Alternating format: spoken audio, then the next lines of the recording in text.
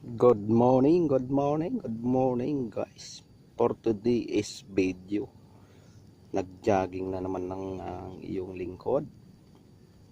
Kaso, ayan, ang aking sapatos sa tagal nang hindi ko nasuot. Napagod, tinamad, tsaka nakangiti pa din. So, ngayon nakaupo na lang ako.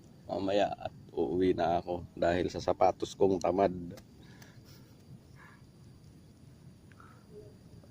Videohan muna natin.